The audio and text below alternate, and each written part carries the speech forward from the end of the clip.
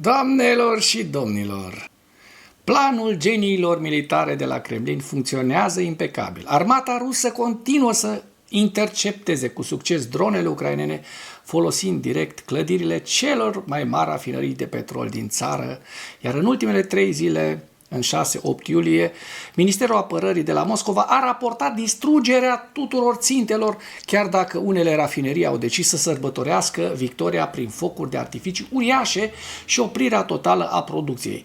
Iată cum s-a desfășurat această glorioasă operațiune ecologică de reducere voluntară a emisiilor de carbon.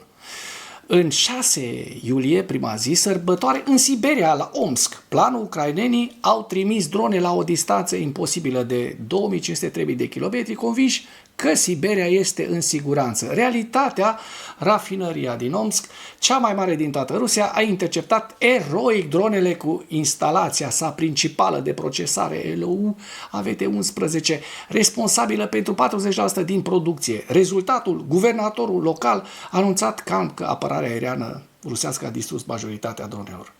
Ca un efect secundar minor, rafinăria a oprit complet procesarea țițeiului și a suspendat vânzările de benzină.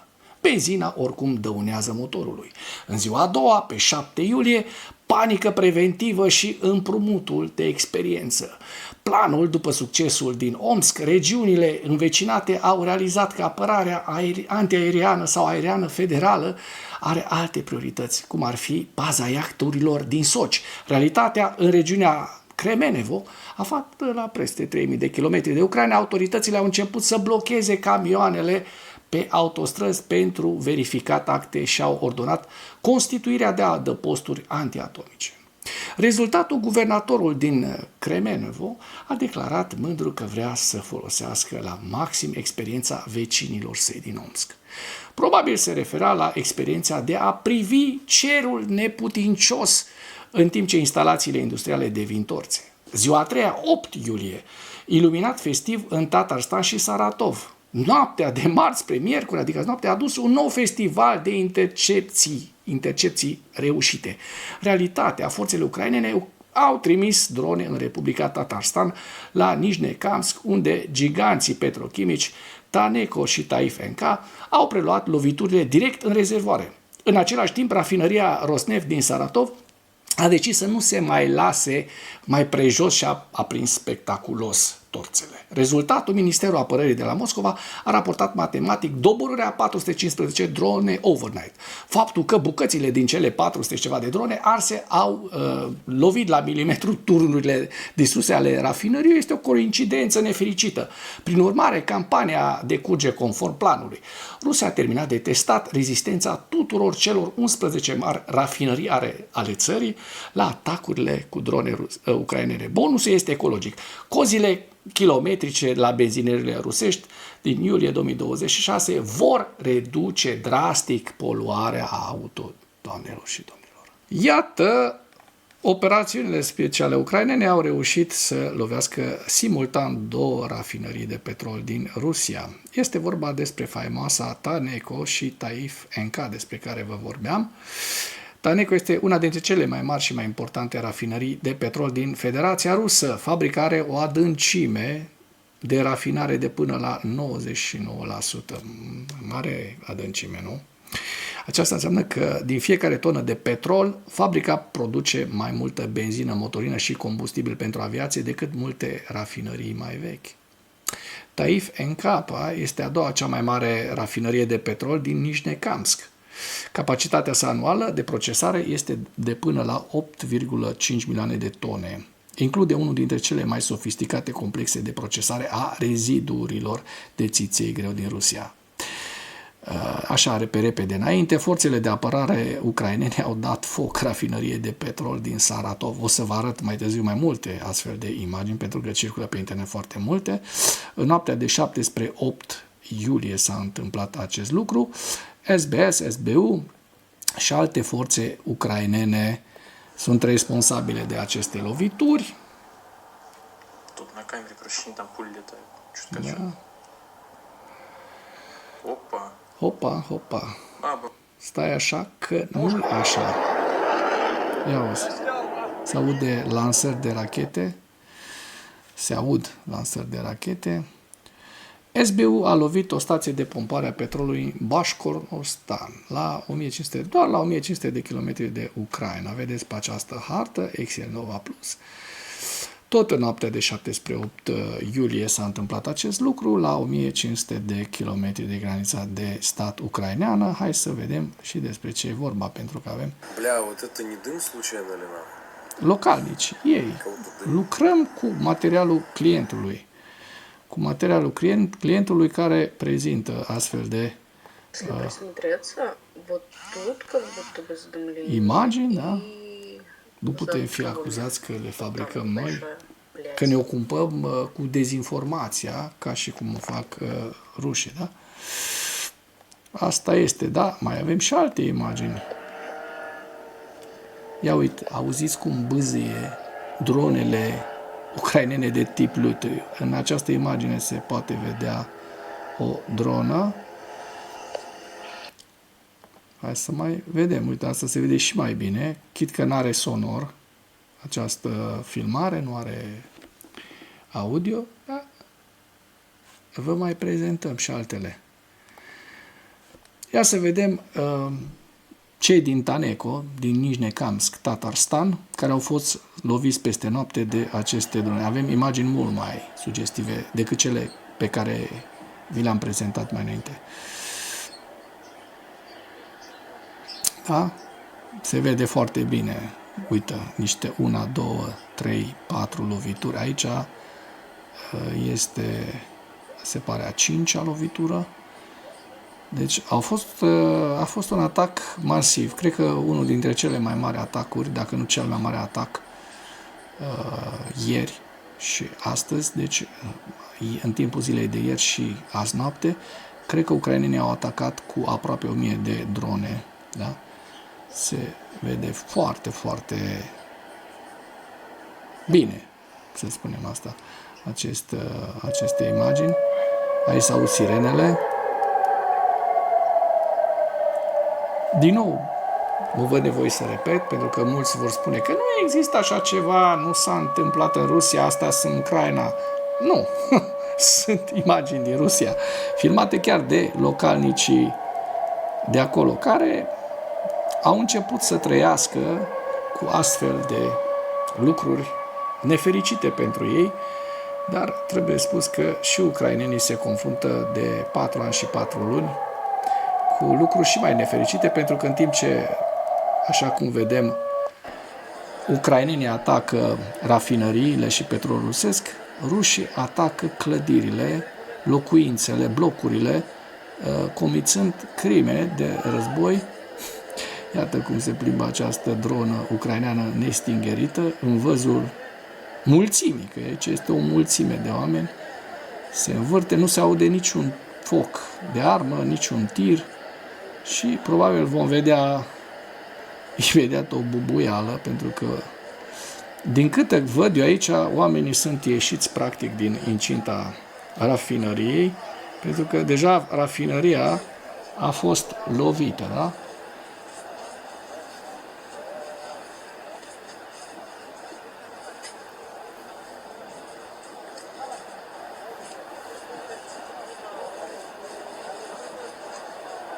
Interesant, nici eu n-am văzut până la final. S-a auzit bubuitura. S-a auzit încă o bubuitură. Nici eu n-am văzut până la final, de aia stau să vedem până la final. Iată și imaginea foarte, foarte sugestivă. De asemenea, rafinăria de petrol despre care vorbeam, Saratov, din regiunea Saratov, a fost lovită de drone ucrainene peste noapte și cei de la NASA Firms au detectat rafinăria Rosneft, care a fost lovită și știm că are o capacitate de 7 milioane de tone de țiței pe an. Iată imaginile. Da? Foarte, foarte important de știut că ucrainenii lovesc cu succes aceste lucruri, continuă să lovească cu succes aceste rafinării de petrol. Iată, în Borisoglepsk, lângă sau în incinta aerodromului militar din Voronej, a fost de asemenea raportat un atac cu drone ucrainene. Vedem și un incendiu.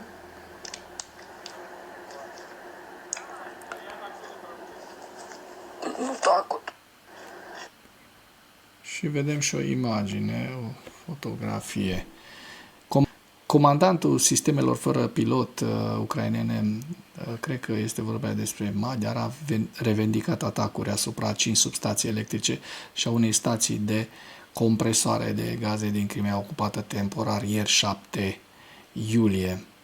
De asemenea, am mai spus acesta că petrolierul Ivan Ceremisinov a devenit o 8-a navă lovită în Marea Azov. După ce se pare că au fost lovite încă câteva petroliere, da? Vedem imagini care, după părerea mea, sunt destul de clare, având în vedere faptul că sunt făcute cu drona care urmează să lovească ținte. Vedem în această imagine un incendiu. Da? Nu o să insistăm pe aceste lovituri, dar vom spune că președintele Zelenski a declarat că principalele obiective ale Ucrainei ieri a fost întâlnirea de la Ankara, NATO, în care Zelenski a declarat că principalele obiective ale Ucrainei la summitul NATO de la Ankara sunt asigurarea unei apărări aeriene sporite. Le-a cerut partenerilor din țările NATO să îl ajute cu acest lucru, pentru că în rest se descurcă foarte bine și pe front și, bineînțeles, au niște aturi tehnologice în domeniul dronelor. Deci singurul punct sensibil al Ucrainei rămâne apărarea antiaeriană și le-a cerut partenerilor din țările NATO să sprijine consolidarea poziției și posturii antiaeriene ale Ucrainei. Analizele confirmă de asemenea lovituri asupra stației de dispecerat liniare din producția din Cercaș, lângă Ufa, un centru cheie de pompare a petrolului transneftural. Vedem foarte bine în aceste imagini, da? Niște incendii și harta care spune acest lucru. V-am prezentat anterior aceste informații. Dacă apreciați această muncă, nu ezitați să comentați, să dați like-uri, să distribuiți aceste materiale și, bineînțeles, să vă abonați la Animatura, pentru că ne ajută foarte mult. De asemenea, trebuie spus că Ucraina a respins un presupus plan de pace în 28 de puncte al președintelui american Donald Trump, care includea retragerea forțelor ucrainene din Donbass. A relatat acest lucru The New York Times. Potrivit raportului, Kievul solicită condiții mai dure, argumentând că situația pe câmpul de luptă s-a schimbat, mai dure pentru Rusia. De asemenea, trebuie să menționat și trebuie să spun lucrul ăsta, îmi stă așa un pic în gât, faptul că Donald Trump s-a implicat în acel meci dintre Statele Unite ale Americii și Belgia, cerându-i lui infantilului de la conducerea FIFA, da? Să anuleze suspendarea jucătorului american, nici nu știu cum îl cheamă, e o panoramă de jucător, care în meciul anterior intrase la rupere. Eu i-aș fi dat cel puțin 3 meciuri de suspendare, dacă nu 6, pentru că a intrat, putea să-i rupă piciorul. Și a venit Trump, l-a sunat pe infantilul de la UEFA și a spus, vreau să joace, anulează suspendarea, și a anulat-o. După care Statele Unite ale Americii au luat-o în bot. Așa, justiția divină, nu știu cum să spun, au luat un 4-1. Așa m-am bucurat de tare. Am vrut să și public bucuria mea pe Facebook, dar am zis că nu vreau să fiu... Am și prieteni în Statele Unite ale Americii, pe care îi respect, dar m-am bucurat așa de tare. Așa că Statele Unite ale Americii, marele stat, marea echipă a lui Donald Trump, nu s-a calificat. Și-a luat-o rău de tot, 4-1. Ca și cum ar fi fost suspendați cu 3-0, nu? Bun. Președintele Zelenski a declarat că atacurile ucrainene la distanță au ajuns în regiunile rusești Saratov, Tatarstan, Bașkorostan și Voronej. El a confirmat un atac asupra rafineriei de petrol din Saratov și a spus că forțele operaționale speciale ale Ucrainei au lovit o rafinerie în Tatarstan. De asemenea, Zelenski a mai spus că Rusia trebuie să simtă toată această căldură, toată această căldură și aceste consecințe ale războiului. Da? Rușii vor simți în continuare, vedem imagini foarte, foarte sugestive în acest sens. Deci, după ce au fost descoperiți, apărarea antiaeriană rusească este zero barată în acest moment.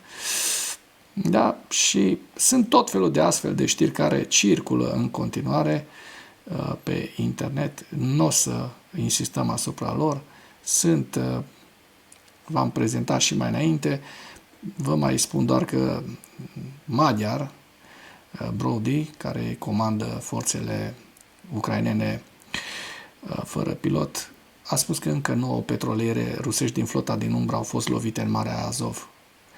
Peste noapte, în totalul, în ultimele 78 de ore, ajung la 21 de nave, 19 petroliere, o navă de marfă și un feribot. Deci, în ritmul ăsta, rușii vor ajunge să circule, probabil, cu pluta. Da? Pentru că conducerea de la Kremlin, cacofonie intenționată, este dusă cu pluta. Dacă, de ce să mă ia cu pluta și iată-le, aceste petroliere rusești. În 72 de ore, 21 de petroliere. O performanță deosebită pe care ucrainenii au reușit să o obțină. Vă las și link-uri în comentarii pentru că merită să le vedeți. Sunt atât de multe astfel de materiale încât am zis să mă opresc aici. Trecem la ziua 1596 a războiului din Ucraina.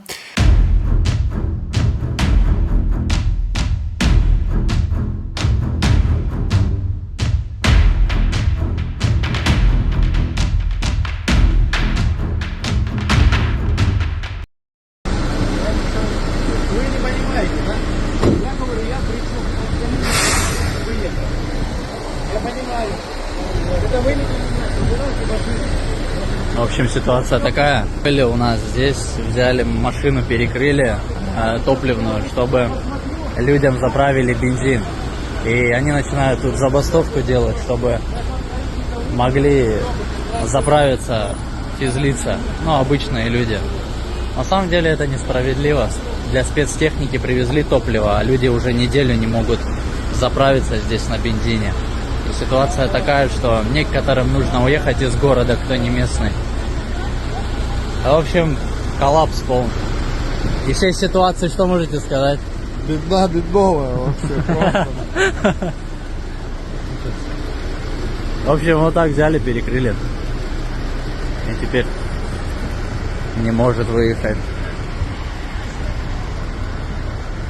Но дизель-то есть, вот, если на табло посмотреть, дизель есть. И сейчас вот привез, получается, 95-й, 92-й. И они возмущаться стали, люди. Почему для них бензин не заливают уже неделю. Просим разобраться. Вот так вот. În ultimele 24 de ore, rușii au pierdut 1260 de militari, 3 tancuri, 4 vehicule blindate de luptă, 61 de piese de artilerie, un lansator de rachete, ucrainenii reușind să doboare, așa cum se vede, peste 2070 de drone rusești. Iar la final vă prezint evaluarea campaniei ofensive rusești în viziunea Institutului pentru Studiul Războiului la data de 7 iulie. Campania de atacuri cu rază medie de acțiune a Ucrainei împotriva unei multitudini de ținte rusești diverse, inclusiv apărarea aeriană rusească, transportul de produse petroliere, alte servicii logistice și substații electrice, colapsează logistica în Crimea ocupată temporar. V-am prezentat imagini și vă las și link-uri în comentarii pentru imaginile prezentate atacurile lui Magyar Brody.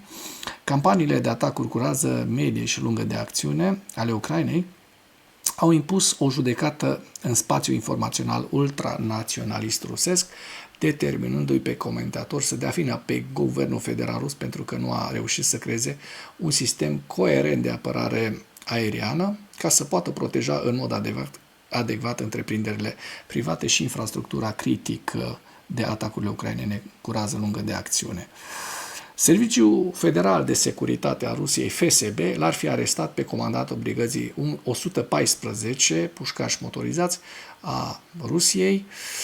Da, este vorba despre fostul corp întâi Armata Republicii Populare Donetsk și îi urăm mult succes în celulă domnului sau, militarului Yuri Zazukhin.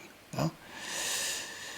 Forțele ucrainene au avansat sau au menținut recent pozițiile în Kostiantynivka ca o ultimă concluzie și vă prezint hărțile institutului cu axa nordică, Sumă, Veliki Burluk, Kharkiv, râul Oschil, Donetsk, centura de fortărețe ucraineană din Donbass, Slaviansk, Kostiantynivka, Druzhivka,